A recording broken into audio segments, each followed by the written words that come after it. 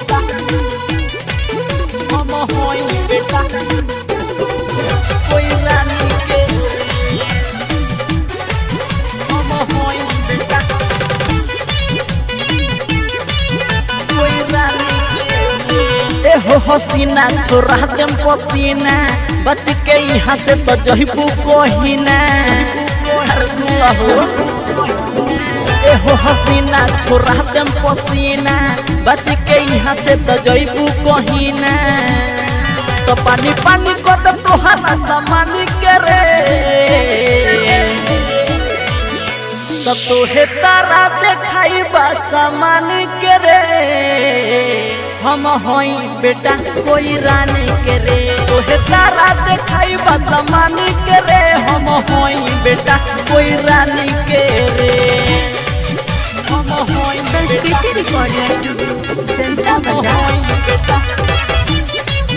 कोई रानी के रे कितना ते पैसा लेबे एक रात के आज बाबा राती तो हमारा रे जात के बूढ़ावा जवान लइका सब हमारा साथ बा बूढ़ावा जवान लइका सब हमारा साथ बा हम न करिले अपना जानी के रे तोहे तारा देखाई बा सामान के रे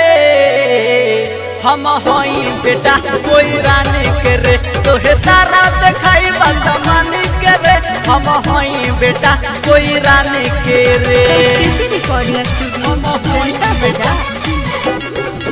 हम होई बेटा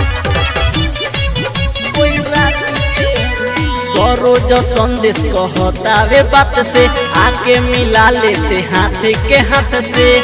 मन कर फुरत फुलावना तू रया जो काट से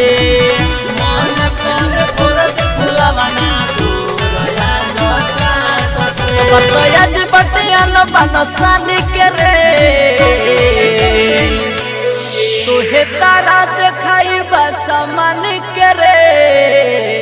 हम होई बेटा कोई रानी के रे तोहे तारा देखाई बा सामान के रे हम होई बेटा कोई रानी के रे।